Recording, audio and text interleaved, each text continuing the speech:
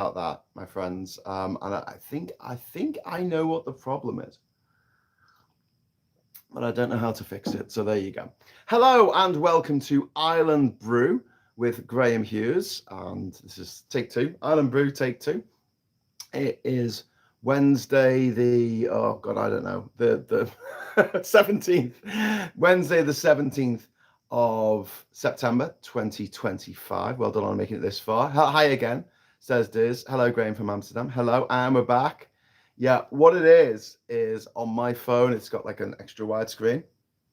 And if I schedule a stream in the future, for some reason, when I go back to YouTube to say, right, start it now, it pushes the edges out all the way to the edges of the phone itself, which then sends the signal to YouTube that it wants this extra wide version. It's like in Zoom, you know, when you use your phone on Zoom and it gives those black bars either side for no freaking reason at all. And I was like, why have I got black bars either side? My phone should just be able to do 16:9. Fine. But yeah, I'm very particular about my aspect ratios. So there you go. So I'm going to let everyone file back in. Sorry for the technical issues. But you know what? All in all, apart from the fact I'm probably going to run out of batteries on my phone at some point. So yesterday we went out and we got a bunch of stuff to fix the solar setup here.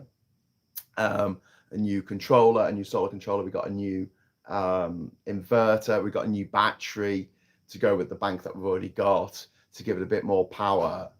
And hopefully we'll have... we'll be able to, I don't know, charge things more effectively. But I wasn't here all day. And when I got back, I only had like a couple of hours to charge. It was really overcast and it wasn't great. So I'm just hoping, because when I lived here, I never had a problem with running out of power. You know, like I had 8 solar panels back then. I've only got 4 now, but they're bigger. I had 8 solar panels and I had a bank of like 8 batteries, and it was great. Like I used to run not just the fridge, but also like a projector and stuff, and project movies onto the wall in the nighttime that we could watch. But yeah, since the island got looted a few years ago, and we had to, me and Marcus came over here, Marcus Schultz, and fixed everything up. I mean, when I say we got looted, like they took the kitchen sink, they literally took they took the toilet, they took the safe that was empty and open. They took loads of just bits and pieces that I had foolishly left here. It's why you always need someone looking after your place out here, and you know, well, anywhere really. But I had someone who was supposed to be looking after the place, and they just kind of cut off. They left and didn't tell me they had left. So the island was like abandoned for a good few weeks, and the people around here don't have much. And so, you know, if some stupid gringo goes away to the UK, you know, went over because my dad was ill. It's when he was first diagnosed with dementia. If, you know, the weeks on end of nobody being there, the locals just go, well, those solar panels are just sitting there, aren't they? We'll have them. Those batteries, yeah, they'll do. We'll have them. I managed to salvage my old inverter and my old Midnight Solar controller, which were worth probably about, God, $2,500 together, dollars. And I put them in a place in town, which was a commercial place. I'm not going to say where it was, but the people who I knew who worked there left, and when I got back to Panama, I was like, "Where's my things that I left with you?" And they were like, "Oh, sorry, we're not there anymore." And I'm like, "Oh shit! So where are my things?" And like, "Oh, I don't know. You can have a look for them if you like." I went to where we had left them, and they weren't there anymore. So yeah, I basically having to sort of bodge everything back together from the bits and pieces that were left behind. But you know, at the end of the day, I own an island, so I don't want you to feel sympathy for me. But yeah, so we were working on solar stuff. So as a result, my phone wasn't charged when I went to bed last night, so I plugged it into my phone. What's it called? Booster pack, whatever, you know. And I woke up this morning and this phone was on like 60% and my booster pack was like dead. I was like, oh, okay, that didn't work. So I don't know what my phone was doing in the night. Probably sending, I don't know, copious amounts of data to Interpol. Hidden Knight says, right, since when was projection on film, a film on the side of Windsor a crime? It's not like we painted flags on it. Very, very good point. Malicious communications is what they were done for. Ah, yes, never actually seen his island. What? Have you not? No. Well, I'll show you a bit of it. I mean, I'm up in the rafters, like I say, to get a good phone signal. It's a beautiful sunny day today. You can see out there over the water. Oh, if I move the camera, it's a bit whited out. Hang on. There you go. You can see the islands in the distance there. It's very peaceful. It's very peaceful here. I like it in the morning. It's beautiful. It's always really calm. It's unusual that you have any kind of like storm and that in the morning. That's usually the afternoon, the evening. You get these big thunderstorms. But generally speaking, it's all good. How's the local fauna and flora doing on Jinja Island? Well, the flora's doing quite well. When I was last here, the last day I was here, me and Ishmael went out to some of the other islands and we took some cuttings and we got permission. I mean, we just turn up and steal people's plants, but we got some cuttings and we got some trees and we planted them around the island. So we've got some new mangroves that are growing on the island itself, not around the island. And we've also got a bunch of other stuff that is growing, including balsa. We have ginger, the actual ginger plant. We have some ginger on Jinja Island now. And we have, we brought a chocolate plant over. I haven't actually seen this yet because chocolate needs to grow in the shade of bigger trees. So it's actually at the other end of the island, which I haven't been down to yet because I came in my trainees. And yeah, I don't know where my wellies are. I left a pair of wellies. I'm going to find out when Ishmael comes in. I'll say, where's my wellies, Ishmael? He might have been using them. I don't know. But yeah, once I get my wellies on, I can have a little bit of a tour of the island myself, which would be good. Oh, hello. We got Janeway in the chat. Hey, Janeway. Hello. Hope you're doing all right over in space. Tiz is saying hi, and yeah, I got a text off Bridget Phillipson today saying, please vote for me to be deputy leader, and I'm like, no, don't vote for transphobes. So there, yeah. So what was I going to say? Okay, we're going to talk today about censorship. We're going to talk about the fact that it's us getting censored and not the others. And there's a theme that runs through a lot of these live streams that I do, which is that there's one rule for them and one rule for the rest of us. Now, they want you to believe that the them and us thing is about foreigners or about trans people or about women or about, I don't know, just some other group. And they say they're the problem. They're the problem, right? But the reality is the elite, the rich landed gentry, the neo-aristocracy, the multi-millionaires, the billionaires out there, they don't want to follow the same norms, the same rules, regulations, etiquette. You know, they don't have to have manners. They don't want to have to be pleasant to anyone. These are horrible, little, miserable, coked up motherfuckers who are dead rude to people who work in restaurants. You know the type. We've all met them, and they're the ones who have made it in this life because capitalism being what it is. It is ruthless. It is absolutely ruthless out there, and people fuck each other over every day. And people who don't want to fuck each other over, and people that actually want the best for society, we find it very hard to thrive just because there's so many obstacles put in our way by the super rich. And one of these obstacles is really clear at the moment, is which I feel should be very clear at the moment, is the way that the far right and the rich people are saying, oh look, we're being silenced, we're being cancelled. I'm a multi-billionaire, but I'm being cancelled. Oh, they wouldn't let Twitter or Facebook. I'm being cancelled, and then they go on a cancelled tour where they talk about how they've been cancelled. Meanwhile, for the rest of us, we see led by donkeys arrested. 4 of them arrested yesterday. We have seen in the past, during King Charles's coronation, when he went to the big house and got a new hat. Before it actually took place, they arrested protesters for thinking about protesting. I was thinking the other day when the sentences came down for Constantine Martin and her partner for murdering a baby. They only got 14 years. 14 years for murdering a baby.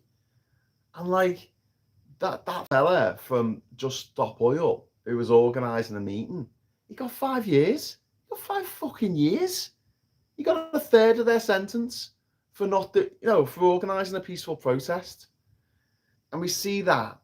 And we see the Parliament wasting parliamentary time, bringing in an act of Parliament that specifically singles out one person, Stephen Bray, right? Because Steve likes to play big speakers and shout stuff at politicians, and they don't like that. So they brought in a law to stop him. A law. This is the same lot who say, oh, we can't bring in a law for this or that because it's too complicated, it takes too long.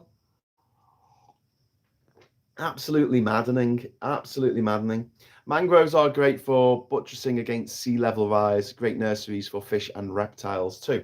That is very true. Oh, you asked me. Oh my God. Okay, I was going to say you asked me about the flora and fauna, and I was going to mention the mangroves and things. I was going to mention the geckos we have in the house. And there's a little tiny gecko just to the right over here. I'm really scared that if I turn the camera to the little tiny gecko, he might run away. But I'm going to try. I don't know what. He might run away. Hello, tiny gecko. So I know you can't see very well, but he's just there. That's the little tiny gecko there. Hello, tiny gecko. He's so cute. Look at him. Oh, he's run away. Shit. Oh my God, he's like an inch long. He's so cute. So yeah, I love my geckos. There used to be one that always used to come in every night above the bed, and he or she would always be on the top rafter. And I believe that geckos regrow their limbs, so I think, or maybe it's just the tails. They can drop the tails off and grow a new one. But this particular one only had three legs. One of its feet was missing, and so I called him Kingslayer. After Jaime Lannister in Game of Thrones, because he only had one hand, because he's got. Anyway, me and Kingslayer, we used to party it up here on Jinja Island. I don't know how well you saw that. It's probably really bad quality. Shining light on a building is now an arrestable thing, says Kirsty. Yeah. Apparently it is. They get criticised and call it being cancelled because it's a threat to their authority. And when I just shouts, geckos! Oh, tiny gecko. I'm glad you kind of maybe saw that. Get me the vomit bucket. Oh, come on, Chris. Give geckos, a bit of. Oh no, you're talking about something else. Sorry. Trump told the Princess of Wales she's very beautiful. It's funny that, because you know what he said about the old Princess of Wales? He said he could have nailed her. That's the exact wording he used. He could have nailed her. That's our future king's mum he's talking about there. What a revolting piece of shit. Oh, like the one in Death in Paradise, so cute. We shall call it Graham. When you point the camera focus on your finger. Yes, I know, but I took my finger away. Well done to Led by Donkeys for last night. Yeah, Steve Irwin loved geckos too. He used to get excited when he found one. Got loads around the house, and it's funny, like they love for some reason electrical outlets. You know, where like there's a socket or there's a light bulb. It's where they lay their eggs. They look because I think that's a little bit warmer. It's a little bit warmer in when the light's been on or something, and they lay their eggs there. So these little little guys popping out and going, "Hello world." I hope they don't get zapped. It's like, don't step on that. Oh shit! Too late. Sorry. But yeah, the Steve Braid bill didn't work because he was already there, and the law couldn't work retrospectively. A great port, Taliban. Yeah, lunches for wimps says Janeway. Time is relative. Lunchtime doubly so. God damn it, we were so close. Air Force One was nearly involved in a mid-air collision with a Spirit plane yesterday over New York. The Well Can't Catch a Break. Yeah, was there innocent people carking it just to get rid of one terrible tangerine tyrant. Blood sugar's recovering. That's good. I would love it there. I'm constantly looking for wildlife. Well, there's lots of beautiful birds that we have here. We have flycatchers, Panamanian flycatchers. We have these massive pelicans that sit in the water.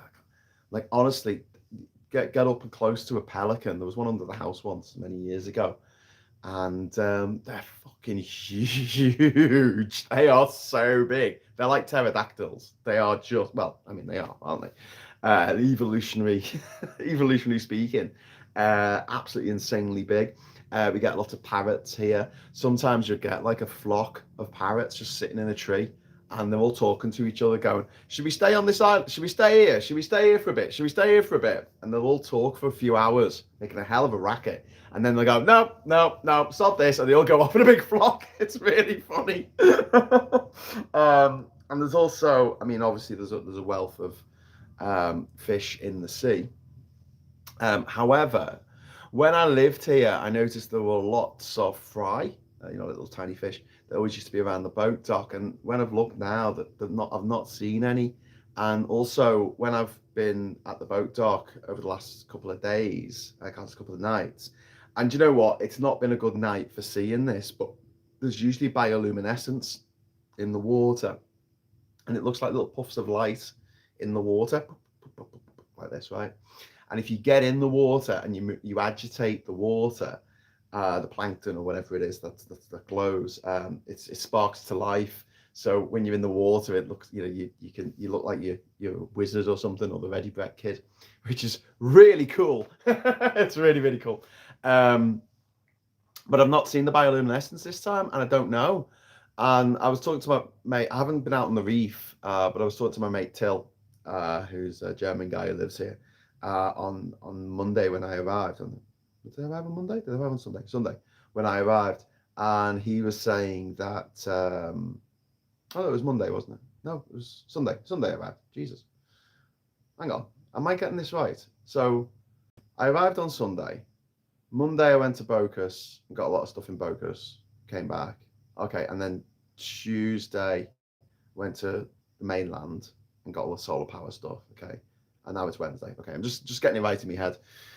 When the kids aren't in school, it's hard to keep track of what days are. Anyway, so Till was telling me he's a marine biologist, and he was saying that the reefs around here are just nowhere near as healthy as they used to be, and it's because of all the fucking pollution, plastic pollution and water pollution, and also the water's getting warmer because of climate change. It's becoming more acidic because of climate change.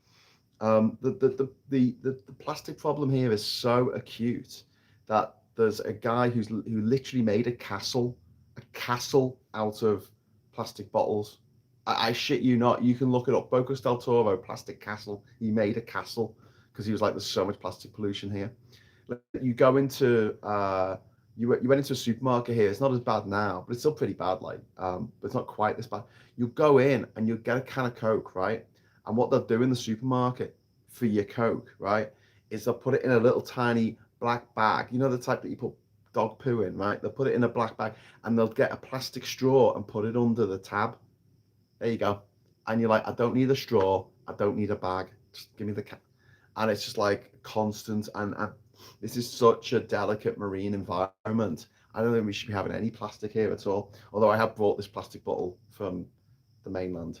But I will be actually, I was going to say I will be disposing of it in an environmentally friendly way, but I'll probably just refill this and then dump it just before I get on the plane in San Jose.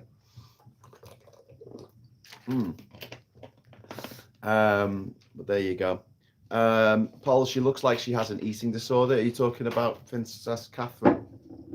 I hope she doesn't. That's an awful thing to have. Get yourself over there, pagan. I have to say though, right? I'm very lucky that insects don't bite me too much. Apparently, if you've got type A positive blood type, mosquitoes don't like you as much. I still get bitten, but just not as much. But I always wear jeans when I'm out here, and you know, I always make sure my neck is covered because I don't like. I do pop the collar like this when I'm working because it looks cool. Well, no, because so I don't get me back of my neck burns, and obviously I wear the hat.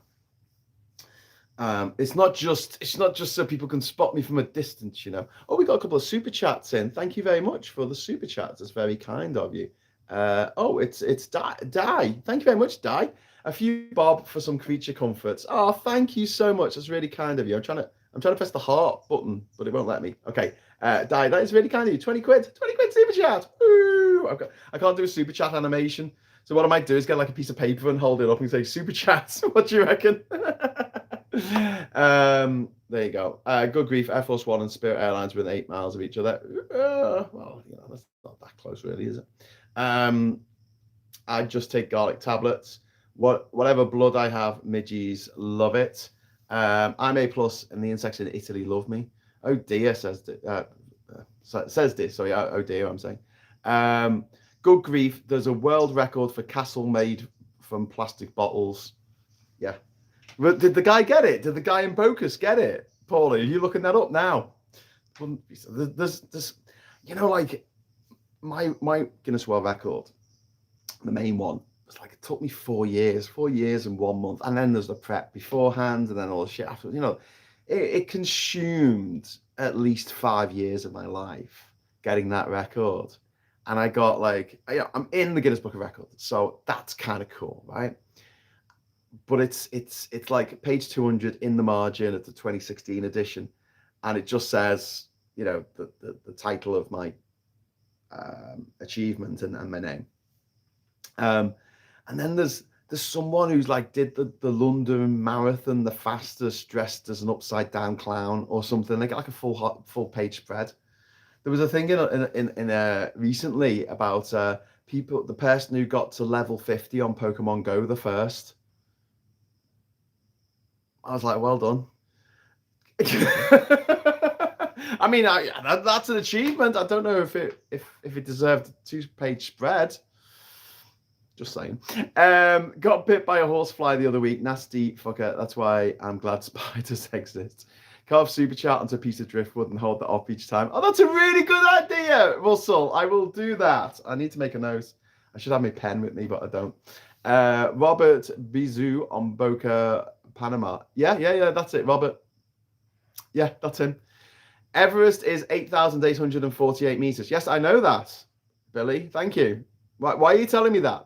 You should have asked me what is the exact number of meters of Everest. I would have told you. Chris C says, I have been given a sweetheart deal. Oh, sorry. No, sorry, Chris. I'm saying, yeah, Chris has been given a sweetheart deal. That's just me not be able to read. BlackRock have also been given a sweetheart deal to secure investment in the UK. By the looks of it, yeah, wouldn't surprise me. BlackRock being a very, very evil company, you know, like Monsanto, they're just evil. I have a spider above my window blinds. I call it Dilbert. Well, just here behind me, see this area here. When I was here in, I think it was when I was with Marcus in 2021. there was a spider here. It was a golden orb weaver spider. I'm sorry for anyone who's already heard this about them, but golden orb weaver spiders, the females are about this big, about maybe 2 inches, and they're quite spindly. They're not like a tarantula or anything. They're quite spindly because they live on a web. They spin the strongest web material of any spider. The golden orb weaver spider's material is particularly strong. If they could make Kevlar vests out of it, no one would ever die again, unless you got shot in the head, I suppose, or neck. Anyway, so they put their top live long and prosper. They put their top legs together like that, and their bottom legs together like this. So they look like an X on the web. So you've got like little body in the middle, and then like an X. So I don't find them as scary as normal spiders. I don't know why. It's just because obviously my lizard brain can only see 4 legs. So I'm like, oh yeah, four legs good. 2 legs bad. 8 legs awful. And I think that's also why, crane flies, which look like flying spiders, don't they? But for some reason, my brain can count the number of legs and go, don't worry, Graham, it's not a spider, it's a crane fly. And I'm not scared of crane flies. But if there was a spider that looked exactly the same as that, but didn't have wings, I'd be like, oh shit, spider. Anyway, so there was Madame Webb who lived here in this part of the rafters here. And she was a female. And the cool thing about these golden orb weaver spiders is that the females are massive, right? And the males are tiny. They're like just teeny little. They look like spiderlings. They look like they've just come out of an egg. And the game is this: the male spider has to get to the middle of the web where the female is. And the web is massive. Like the web is probably like a meter across. Okay, so you're talking about something that's barely a couple of millimeters in size. It's got to get across this fucking massive web, yeah. And it's got to get all the way to the center, to the female in the center, to impregnate her, or fertilize her, I guess, fertilize her eggs. But if the female detects the slightest vibration of this little tiny male trying to sneak up on her, she'll turn around and eat the male. Oh my God. Survival of, not necessarily the fittest, but the survival of the quietest. So survival of the one that could tiptoe the best. But here's the punchline. Even if the male makes it to the middle and successfully fertilizes the female's eggs, the female still eats him. True story. Really fun.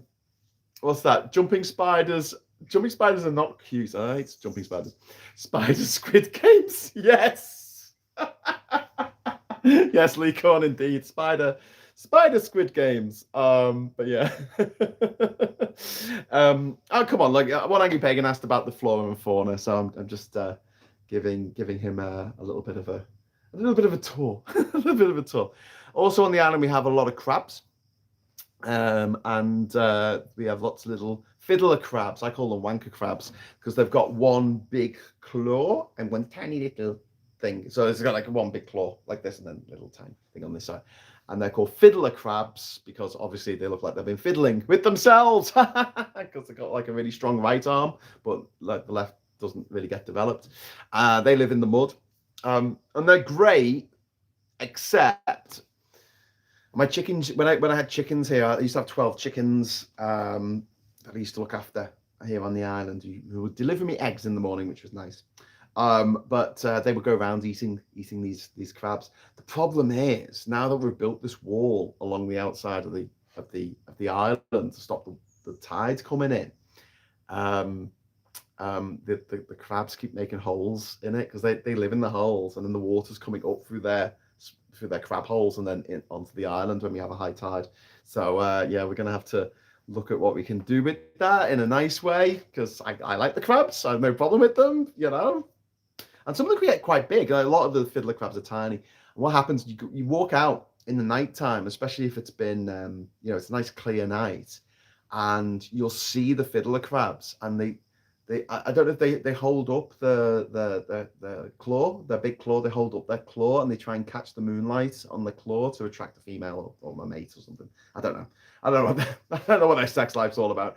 But what it does, it kind of glistens in the dark, so you can, as you're walking, you can see all these little glistening bits of light all over the ground, which is really cool. And then we got fireflies here as well occasionally. But what I was going to say about the fry down at the boat dock earlier, I mentioned the fry, is that I didn't see any, and I'm not seeing any bioluminescence. I've just seen a few jellyfish, and I really worry about the breakdown of the ecosystem, even here on this tiny island here in the Caribbean. Well, I say tiny, I mean it's 2.2 acres. That's about a city block, isn't it? But yeah, I should stop calling it 2.2 acres because it doesn't sound that big or impressive. What I should do is say that it is 100,000 square feet. Come on, doesn't that sound impressive? How big is your island, Graham? Well, it's 100,000 square feet. No one can visualize that. It's great. It's not that big. I mean, it's about the size of 2 football pitches, but like that sounds amazing, doesn't it? 100,000 square feet. You kidding me? No, 100,000 square feet. It's not the size that matters, Graham. It's what you do with it that counts. I had a spider as he's passed on now. Oh well, give my love to your spider.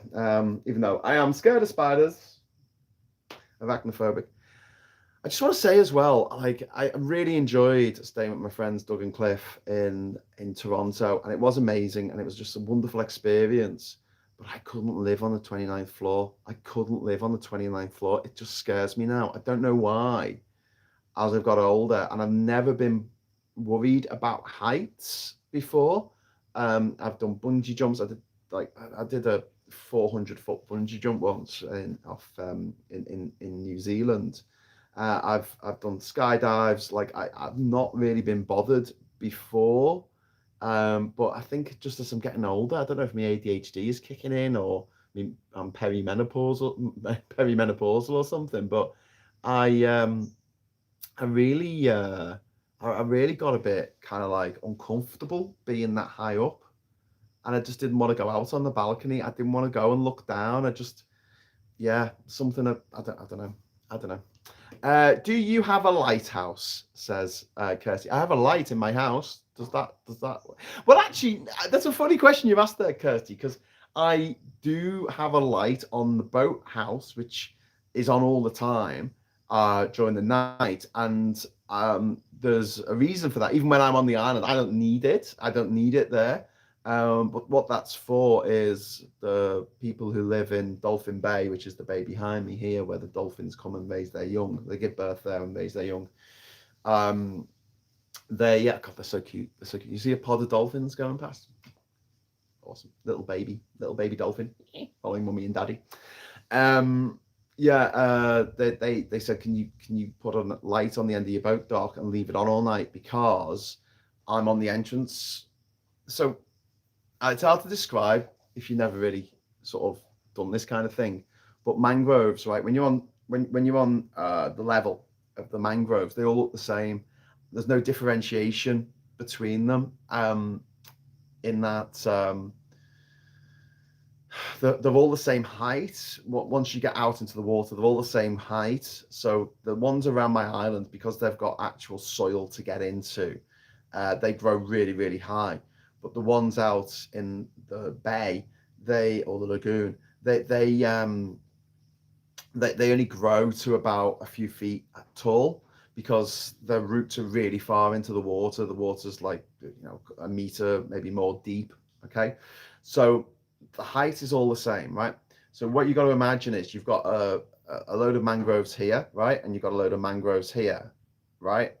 You can't tell that that's closer than that. Do you know what I mean? Like, to you, rather than seeing that this is behind that as you're on the level looking at it, unless you know that there's a gap there, you just wouldn't be able to see it. So that's bad enough during the day, but at night, obviously there's no street lights. If there's no moon, it can be very difficult to be able to see where you're going at the best of times. It's not like you can shine a big light at the front of your boat because it just doesn't really work that way. You know, if you're going full pelt as well, you by the time you see the mangroves, you'll be halfway in them. So having a light on the end of the boat dock allows people to see, okay, well, that's Graham's dock there. So if I stay bare right of that, then I should be able to get through. But it's very, very, very easy to get lost in the mangroves here, even in the daytime. Even in the daytime, it doesn't necessarily mean that you're going to be safe farting around on the boat. But yeah, having that light really helps with navigation for people. So yes, I do have a kind of a lighthouse, I guess. Not the type that warns ships against the shallows or the rocks. It's more of a guide to navigation. I suppose a lighthouse is a guide to navigation, isn't it? I don't trust balconies, says Martin. No, neither do I, mate. And that's what bothered me. It was just a bit too easy to, and it was just straight down. I hate it. I don't mind if you're in a tall building, but it's, you know, structured in such a way that if, you know, something did happen, you wouldn't fall that far. You just hit something like, you know, a few meters below you, not all the way down to the bottom. Elle says, I fell 30 feet landing on the back of my neck when I was 14. I got a concussion. Should have been a lot worse. I stay on the ground now. My head clicked when I walked for about 4 years. Jesus Christ, Elle, that doesn't sound like fun, I tell you. I'm okay with heights as long as I'm in a safety harness attached to a safety line and fall arrestor. Yeah, maybe that was it. I'm up top and I don't have a safety harness. And I think also, just from a psychological point of view, if the balcony was made out of, I don't know, metal, like raw iron, or if I just turn this around, you know, if it was made out of big thick pieces of wood like this, you know, this is not going anywhere, is it? I'll feel a bit safe, but it was made of like tempered glass. And I just kind of, you know, put a safety net up. I don't think that would look very good on the building. But, you know, I mean, the reason why buildings are built the way they are, like tall buildings, in that, you know, that they tend to just be blocks going up. I know you get things like the Shard and the Burj Khalifa, which are different, but most buildings, like tall buildings, are just a block going straight up. Think of the Twin Towers in America. That they were the same footprint at the top as they were at the bottom. They didn't taper, and that's to maximize the amount of retail space, office space, residential space, just down to the last inch. And that's why they have glass curtains, because it means that you're not losing those couple of inches where you've got to put a brick. Yeah. I never trust glass, tempered or not, for structural features such as a balcony or a bridge. No, neither do I, Chris. I've seen, when I was working in a certain bar in Manchester, we had glass tables, which was an absolute fucking nightmare to clean. Because normally when you clean the tables in a bar, you just spray it with the cleaning spray, and then but because it was glass, you had to spray them with the cleaning stuff. Then you had to get the glass fucking cleaner, didn't you? And spray it with the glass cleaner. And then you had to like get fucking used. And then you had to let that dry. And then you fucking really have to polish the bastard. And then people are just putting fingerprints all over it again as soon as we reopen. But one of the owners of the bar wanted to show off how strong the tempered glass was. So he decided to hit one of these tables with a baseball bat. So we were all sitting around the table and we grabbed our beers because it was after hours, you know, we were drinking. Grabbed our beers and he smashed the fucking table in one, and I was like, nice one. Couldn't put my drink back down. So yeah, tempered glass. Yeah, you have to look at what happened with the cyberfuck. You know, when Elon Musk decided to go, oh yeah, no, this is bulletproof. You can't get a bullet through this. And there's like someone threw a fucking bomb at it, and it like smashed. And he's like, oh, that's not supposed to work, is it? I was like that at the top of the Eiffel Tower. Well, I was thinking about the Eiffel Tower because it does taper towards the top.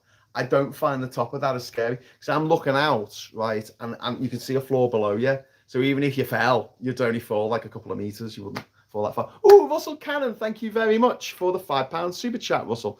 Random worry, if you carve super chat on wood, remember to mirror the text so it reads right if the phone is streaming mirrored. Oh my God. Oh, Russell, I wouldn't have thought of that. That is such a good point. Oh my, that is amazing. I need to make a note. I haven't got a pen on me. I normally make notes on my phone, but obviously I can't because you know I'm on this what's it called? I'm on my phone. I'm on my phone doing this. I love this, says SG. Oh, I love you as well, SG. SG gave a very, very generous super chat yesterday, so thank you so much, SG. Did you just say cyberfuck, or did my live glitch and make it sound like you said truck to fuck? I said cyberfuck. Do you like the glass floor in the CN Tower, Graham? That's Janeway. I crawled on it. I like literally knees, hands like. Do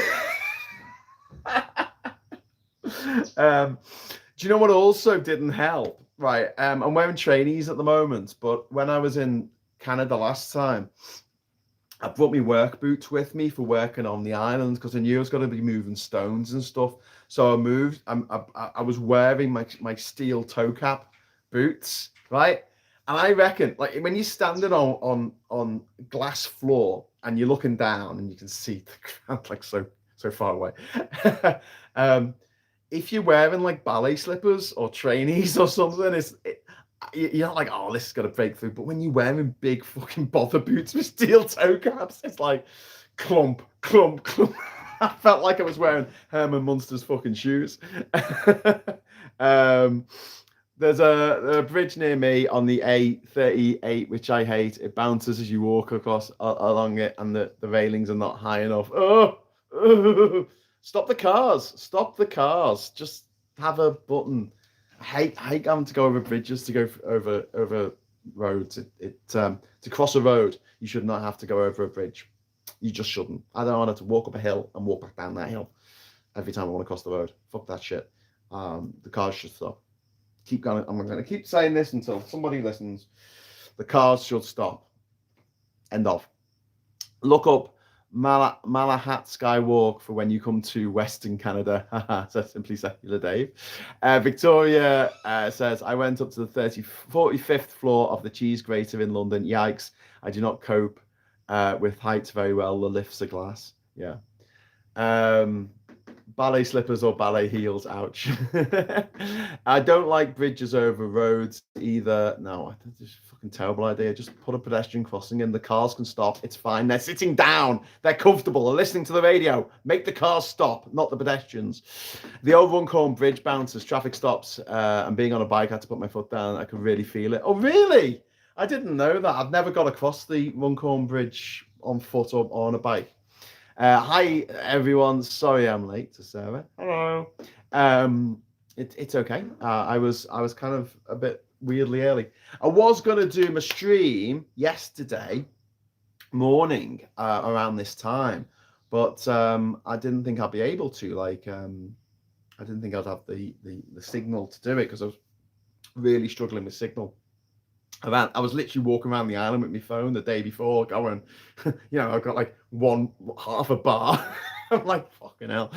Which is fine for sending text messages, but obviously if I want to do a live stream, I do need a decent connection. So I think this is a good place. What do you think? Watching this, let me know. Do you think that this is are we in a good place for cell phone connection? I'd gone to bed when you went live yesterday. Yes, I did. I needed to do a show. I definitely needed to do a show, Diz. Because I should put content out at least once a day. What were we supposed to be talking about? When were we supposed to be talking about the curtailment of the freedom of speech for the rest of us, not for the rich?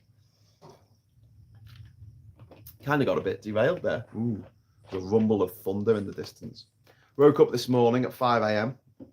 to the sound of howler monkeys, like literally miles away. They're miles away, but howler monkeys make such a loud noise it can be heard. It carries. And all I can think of is Jonathan Gullis.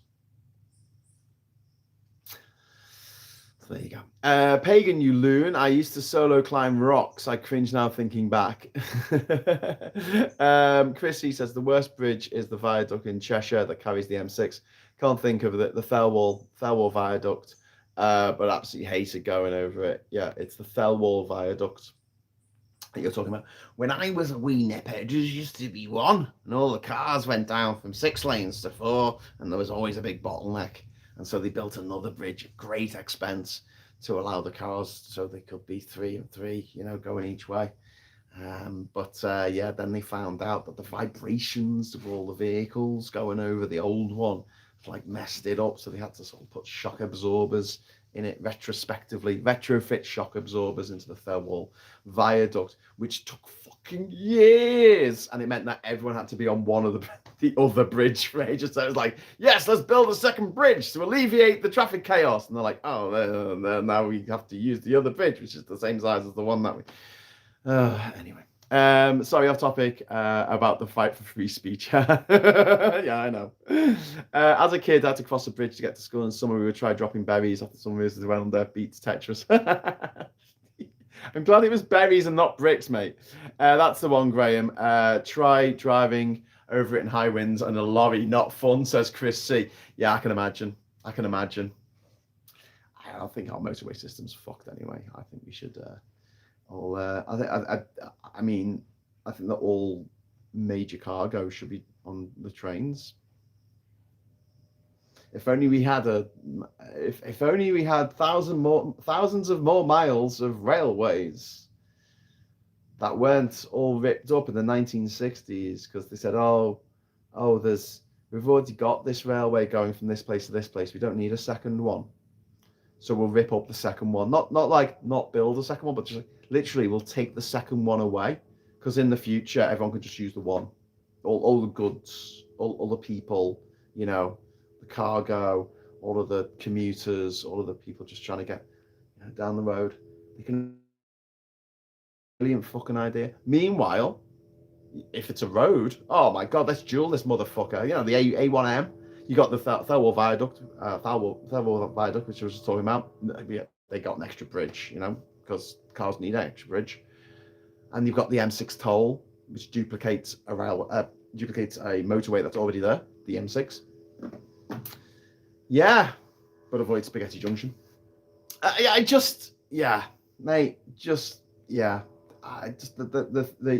The narrow-mindedness of those bastard Tory motherfuckers in the 1960s who ripped up a third of the British rail network. I will never ever forgive them, and I don't think I'll ever get over it. What an act of terrorism, what an act of domestic terrorism that Tory government was. But I suppose it pales into fucking insignificance next to the terrorism that was the Thatcher years, and the terrorism that was the fucking Cameron, May, Johnson, who came out, fucking Truss. I always forget. Liz Truss, Elizabeth of 14 days, and then the last one, Rishi Sunak. What a shit show. What an absolute shit show. The British was the frontier of the railways. Now we're just kids with train sets. Yeah, we lost our train station thanks to Beeching. No, Diz, I'm going to disagree with you there. It wasn't Beeching. Beeching was the fall guy. He was brought in from industry. I think he worked for ICI to do this report. But he was lent on heavily by the then Transport Minister, the Secretary of State for Transport, who was a guy called Ernest Marples. He is the real villain in all this. He is the Tory minister who co-owned a road building company, a company that built flyovers, a company that built motorways. And he was responsible. He was the one who signed it off. He got Beeching to commission this report, which was flawed in so many ways. They would go to a station with a clipboard and see how many passengers were using the station. And if it was below a certain number, that station got earmarked for closure. They did it on a Sunday. They did it on a fucking Sunday. They'll turn up and go, oh, there's no one here. Oh, well. And now we have places like Skelmersdale by Liverpool, which doesn't have a train station. Which did have a train station. They got rid of the train station, and then 2 years later, they said, let's make this a new town. Let's ship all the people out from North Liverpool, and they can go and live in Skem. Meanwhile, in the south of the city, they shipped out all the people that they didn't want in Scotty Road and all that area. They got rid of them and moved them all to Speke, which also doesn't have a train station. It's got an airport, but not a train station. So if you want to go to if you want to get to Liverpool Airport by train, you have to get off at Liverpool South Parkway and then get a bus. Absolutely freaking mental. And also, now Everton's moved, you can easily get to the stadium from Sand Hills. It's quite a short walk, which is actually an active railway station. So good. But when Goodison used to be, when Everton used to be at Goodison Park, there's a train station right next to it. It's less than 100 meters away from the stadium, right? Where you've got to get 40,000 people at the time, 40,000 people in and out, right? Every other Saturday during the football season, like 40,000 people. It's a fucking train station there, right? There's a train line there, even better. Peace and love, train line, still there. But it's goods only. And the train station is now a fucking Betfair or something, or Stanley Bet. And you're like, what the fuck are you doing? Put a fucking special on. Put a special on Sundays. And don't forget, on Saturdays, sorry, I don't know if you know the geography of Liverpool, but you've got Everton's old ground, which is now Everton's ladies' ground. So let's call it Everton's ladies. So Goodison is on this side of the park, and the park is Stanley Park, and then the other side is Anfield, which used to be Everton Stadium back in the day, before they moved. And it's probably less than a kilometre between the two. Like, that train station could be used for Anfield easily to get people in and out, but instead, no. And so people will drive, and they'll park, outside the exclusion, because anywhere near the stadium, you can't park on match days outside people's houses and stuff for obvious reasons. So people park miles away and walk, and it's actually further than they would have to walk if they could get the fucking train. You go to if you're driving around the Anfield area on a Saturday when there's a match on, you'll see like dozens of coaches all lined up. The away fans who have turned up.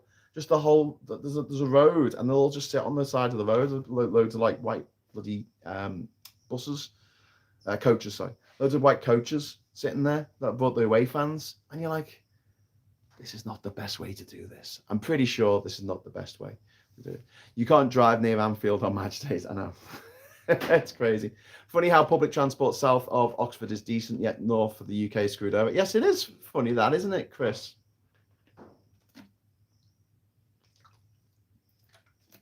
Funny how London has just like the most amazing integrated transport system in the world, and the rest of the UK has one of the worst and most disintegrated public transport systems in the world. And yes, I know that integrate and disintegrate aren't necessarily antonyms of each other, but it works for me. School pickup time for me. Take care, guys. I hope you have a good day, Graham. Oh, thank you so much, Blue Badge. That's very nice of you, Blue Badge in 1988. Take care. I know this is such a meandering conversation. I love it. I love having these chats because it feels like we're just sitting down and having a natter about stuff. It doesn't feel like I'm giving a lecture. Like sometimes I'll do these shows and I'll have me notes and I'll be, talking to you, ranting on about stuff like that. But I kind of prefer these shows where I don't know what we're going to talk about. I had an idea what I was going to talk about, but I'd rather talk about this stuff.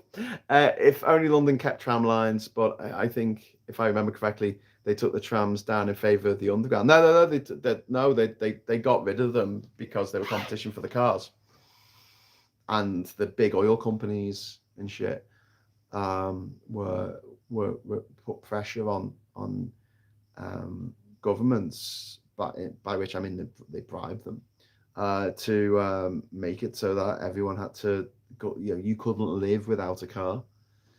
And that's really sad. Like, people in London do not need a car. They don't. I mean, there's enough stuff to do in London. If you want to go on a big trip somewhere, take the fucking train. You don't need a car in London. And people in Amsterdam don't need a car. You just don't need one. It's just not necessary. Does it get a bit tenko under that corrugated roof, Graham? Yes. You'll see me getting more and more sweaty as I go on. But up here, I mean, it's open here. Like you can see, like there's no door or anything. So this part isn't too bad. but there's a door there. You can see the door there. If I go in there, there's a bedroom in there. During the day, it is, especially if it's a sunny day like today, it is a sweat box. It is a sweat box.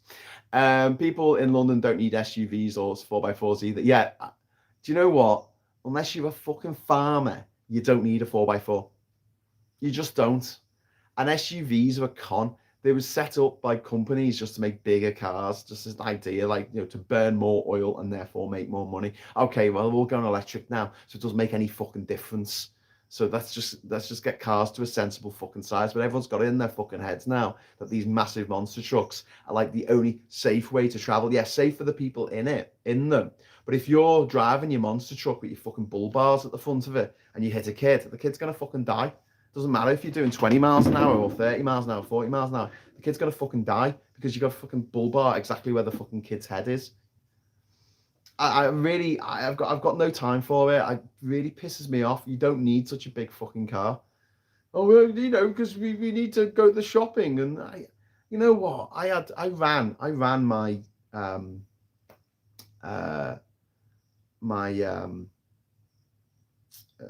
filmmaking business when I was working in Liverpool out of a fucking Nissan Micra. I put the back seats down, fit all my equipment in there. You know, you're talking about big lights and tripods and all that shit fit in the back of a fucking Nissan Micra. It was fine. You know, it was a hatchback, put the seats down, happy days. You fit all kinds of shit in there. I don't know if you could fit an entire couch in the back, but how often do you need to transport a fucking couch? And then you got these clean tray wankers, you know, the ones that drive down these American pickup trucks, which are basically like a mini at the front. So they have like 2 rows of seats, but if you're in the back row, it's like your knees are right up to your tits, you know, because there's no space for your legs. And then they've got this massive like truck bed in the back, the tray, and it's fucking clean. They don't even use it for anything. Nothing gets put in it. They just want it to have a big fucking motor and show off how much money they can waste on burning oil. All my friends are electric. Good. Somerset used to have a steam engine trip on the main line on Sundays. Don't know if they still do it. Well, El, the test that they've done with the battery-powered train, which was successful, really does open up a lot of those old routes again, because you don't need to electrify them. One of the problems that we always had is like reopening old routes is what power do you use? If it's just a track and there's no infrastructure there, you've got to deliver some kind of power to the engine, and that was usually done by diesel, and that's not a great thing for the environment. But having battery powered trains is just the fucking to me it seems really obvious. To me it feels like we're going back in time, you know, that they had electric trains on the underground over 100 years ago.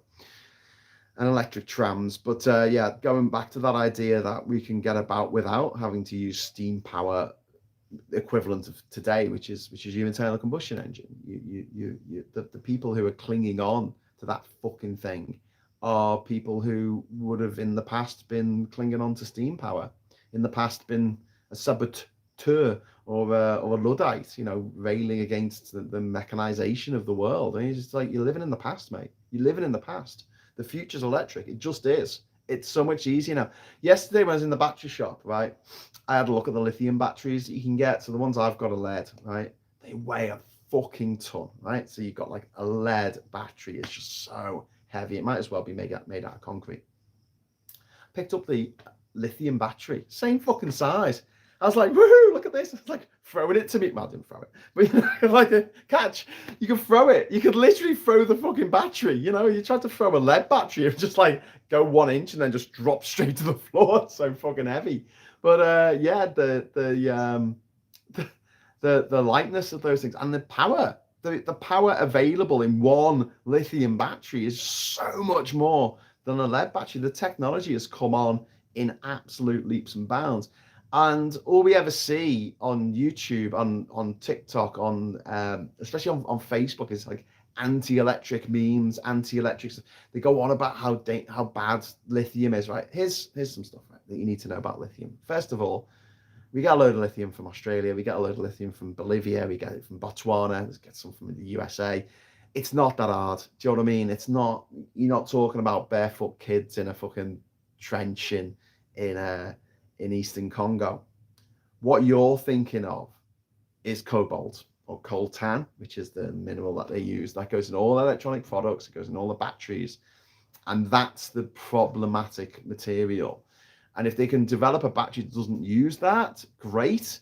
But I've got some bad news for the people who go, oh no, hydrogen fuel cell batteries. Hydrogen's not as efficient. I'll go on about hydrogen until the day I fucking die. If people, well, I'll respond to this ridiculousness about hydrogen being this panacea for all the problems we're going to have in the future. It's not. It's shit. It's not great. Lithium is the best. Well, lithium ion, right? It's a little bit different. Okay, it's lithium ions. There's a whole process in there, getting you there. But yeah, even if you get your hydrogen fuel cell batteries, they're still going to need other rare earth materials, which may include cobalt, which may have to come to the Democratic Republic of Congo. So we need to solve that problem before we start saying, well, let's use a different type of battery. But to talk about oil, to bring back to what I wanted, one of the topics I wanted to talk today, there's an article in The Guardian, on the Guardian website today, about Guyana. And it says it's been 10 years since like this vast, untapped well of oil, quantity of oil, was found off the coast of Guyana. Why is there still so much poverty in Guyana? Guyana is a tiny country. I think it's got a population of less than 1 million. It is tiny. They have in the capital, Georgetown, a beautiful wooden cathedral, and they have a wooden presidential palace, and they're fucking fabulous. I mean, it's just like such a achievement of architecture, and they're very much of their place. You know, they don't look like someone's just picked up a building from one country and dropped it in another. But yeah, I've got a lot of affection for Guyana. The only reason most people know of Guyana, I guess, is where the Jonestown cult was, under Reverend Jim Jones, who decided to go and kill all his own flock, 1,000 men, women, and children, all either murdered by being forced to drink poison Kool-Aid, or they voluntarily drank the poison Kool-Aid. And this country found oil 10 years ago, vast quantities of it, and no one's got any richer. And the Venezuela next door have threatened to declare war. They had a referendum last year to say, should we declare war on our neighbor? And it was like 95%. Yeah, fuck yeah, declare war on our neighbor. And it's because there's oil, because they found this oil, and they want to claim this oil for themselves. But has oil made Venezuela any richer? No. Has oil made the everyday people of Angola, Libya, Nigeria any richer? No. Been to Nigeria, fucking great place. But a lot of people still live in tin shacks. He says from his tin shack, right? The poverty there is grinding. It is absolute. It is, you see children with disabilities pulling themselves along the roadside on their arses. Like, just, it's really grim, the amount of poverty that you see in these very, very, very rich oil states. And it's because, in a lot of cases, I mean, they'll blame government corruption, but the corruption of those individual governments is nothing compared with the corruption of Exxon and BP and Shell. Their corruption is off the fucking charts, and they will do everything in their power to squeeze money out of the governments of these countries, therefore taking money off people who have got fuck all to start with, to subsidize their oil exploration, their oil pumping out the ground, their oil industry. They get these massive subsidies. I read yesterday that the subsidies we would get for Rosebank would be like 95% would go to the fucking the Norwegian Sovereign Wealth Fund. And I'm like, what? What the? Why would we give subsidies to what? And it won't make our oil any cheaper. It won't make our petrol any cheaper. It won't make our energy any cheaper because it's sold on the international market. And people are like, no, we need to drill. We need to drill. Look at Guyana. Made no fucking money at all. All that oil brought for them was the fact that the neighbours want to declare war on them now when they went too arse in the past. I mean, they've always pretended to have a claim over Guyana, just like Guatemala has always had a claim over Belize. Because these Spanish colonies didn't like British colonies turning up and saying, we're going to have a colony here now, old chap. Oh, what about that, eh? But I have to say, Guyana is, all intents and purposes, a British country. I mean, sorry, not a British country, a Caribbean country. and it shares a lot more similarities with other countries in the Caribbean than it does with its neighbors to the west and to the south. You've got Venezuela, which is Spanish speaking, and then you've got down in the south, you've got Brazil, which speaks Portuguese, and then you've got to the east of the country, you've got Suriname, where they speak Dutch, or Dutch Creole, I guess, Suriname Creole. And this is a country that has a lot more. It's part of CARICOM. It's not part of Mercosur. It's part of CARICOM, the Caribbean community, and the people there don't have the same culture as people in Venezuela. Venezuela is a Latin American country. They love their baseball. They love their, dictators, and you go over the border and it's cricket. They're playing cricket. No one plays cricket in Venezuela. Completely different kind of, but there's a line from the movie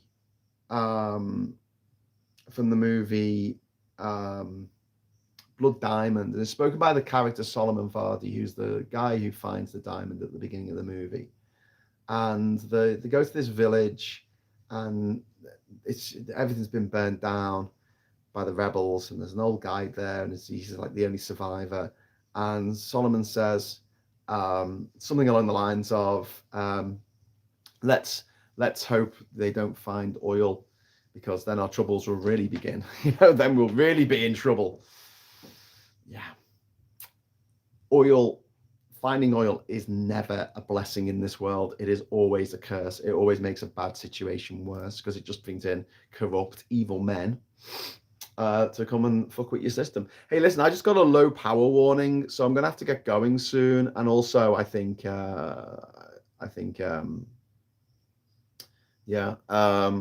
gonna have to get going soon. So I'm gonna round up in a moment. Scaffold and builders don't secure their loads properly. Scaffold pull through a windscreen shit.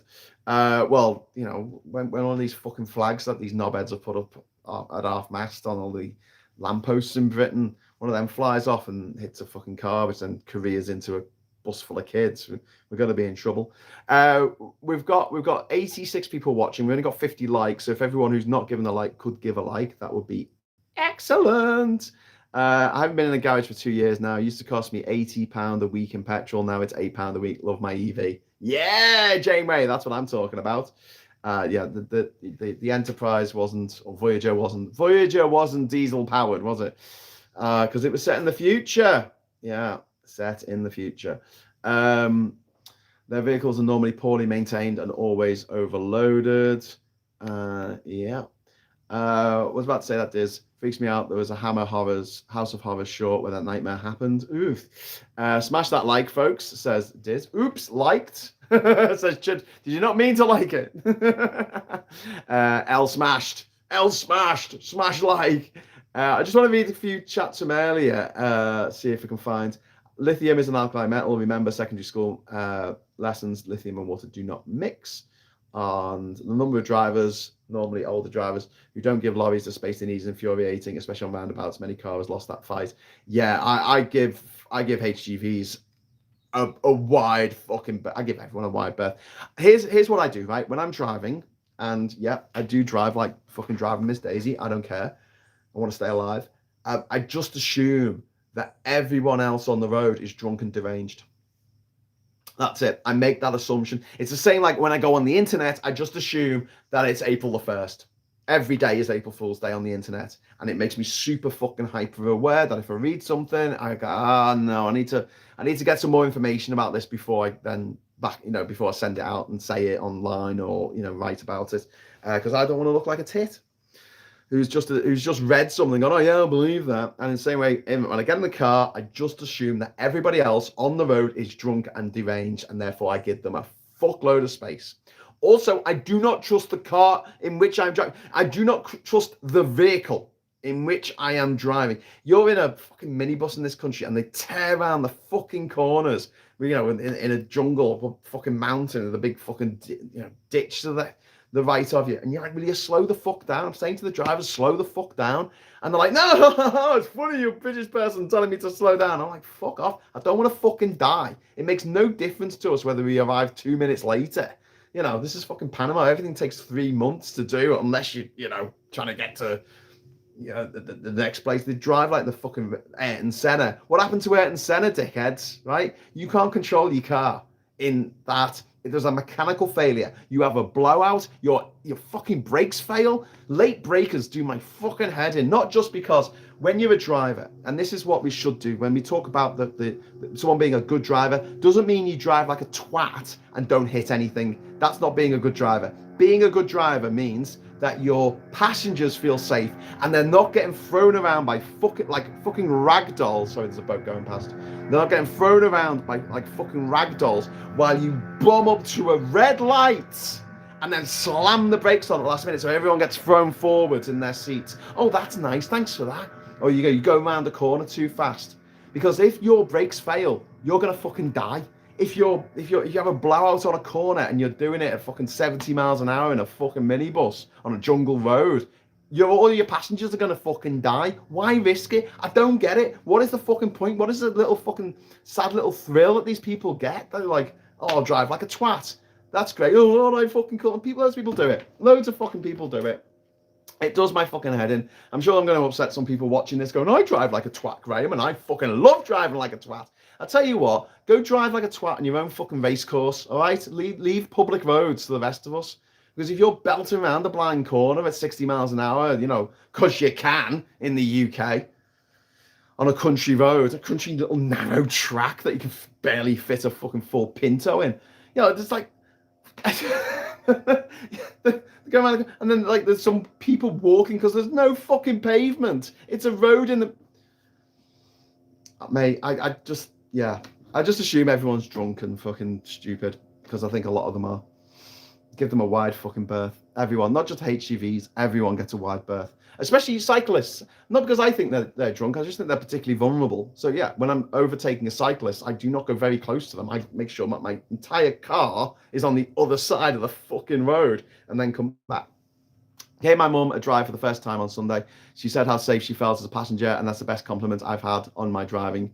Ed, I absolutely agree, mate. That is the best compliment that you can possibly have about your driving, is always your passengers feel safe. One time, my younger stepdaughter said, I like driving with you, Graham. It feels like I'm flying. Because she wasn't getting thrown about, because it was just... And we go up and down hills because we live in Durham and there's lots of hills, blind corners and villages and things like that. But people driving... I'll do a whole skit at some point on drivers and how frustrating it is that people get in the car, and as soon as they get in the car, they believe that they alone are the greatest driver in the world and everyone else is doing it wrong. I don't even think I'm that good a driver. I'm just dead slow and fucking steady, you know. I just don't care. I'm just like, well, I'm getting there in one piece, mate. And one of the good things that's come from Google Maps, I feel, is it tells you how long it takes to get to your destination when you get in the car. And it'll say 3 hours, right?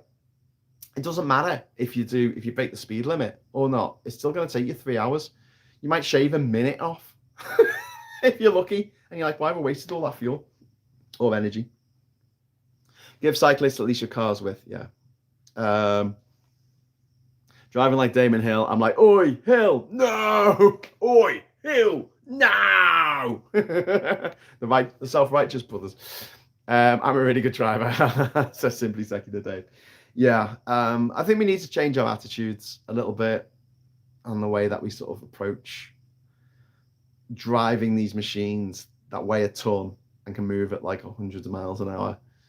And yeah, people might feel very, very safe in their SUV or their souped up fucking mega van, the big, you know, the big dump truck that they've bought from America. But the reality is that it's the other people on the road that you got to worry about. And in the wake of the assassination last week of Charlie Kirk, a lot of people going, yeah, but you know, 50,000 people are killed a year on the roads in America. I'm like, yeah, too many. Do everything in your power to make it fewer than that. Airbags, speed limits, traffic cameras, speed bumps, slow the cars down, put fucking limiters on them. There's no reason these days you can't have a limiter put on your car that you just simply can't break the speed limit. The car won't fucking let you. Chris says, on that note, I need to crack on with the rest of my orders. Got one more bandana to sew and then spend an hour applying the vinyl. That sounds like quite fun, what you're doing. Martin, no. Love catching you on Jinja Island, says MZ. Must we play this vid later? Hires, haven't driven for donkey's years. Was snail like? Yeah, I'm a bit like that. I'm very nervous. I'm a very nervous passenger. Do you know why I'm a nervous passenger? Because I've been a fucking passenger for many, many, many years. I have travelled all over the world and been a passenger. Although I have driven myself in several different continents and across continents, I've been a passenger more often than myself driving on these long distance journeys. And so far, I've never come a cropper. Very much touching wood while I'm saying that. But the iron law of statistics say that at some point I'm going to be possibly in some kind of, incident on the road, because I've never been, right? So at some point there will be some sort of incident on the road in which I will be either a passenger or maybe even the driver. And when that incident happens, as almost a statistical certainty, I don't want anyone dying or sustaining life-sustaining injuries. Because if it's me, I won't like that. And if it's anybody else, I don't think I'll be able to forgive myself, especially if I'm the one driving. And I'm anti-speed governors. I like to move through traffic and stay away and avoid the bad drivers. Well, that's all the other drivers apart from yourself. When you're driving, everyone who's driving slower than you is a dickhead. Anyone who's driving faster than you is a maniac. You are the only person in the world on that road driving at the speed you're supposed to. Anyway, just to wrap up, because I've been blabbling on now for 1 hour and 16 minutes. Just to wrap up, I just want to say thank you for joining me this morning. I'll be doing a show. I might do a show tonight after I've been working today. So it'll be quite late. It'll probably be like 10 or 11 o'clock, something like that, because we've got a 6-hour time difference at the moment to make things a little bit difficult. If I start the show at 6, then it'll be midnight for you. But I just want to say, like, the arrest of led by donkeys, absolutely fucking ridiculous.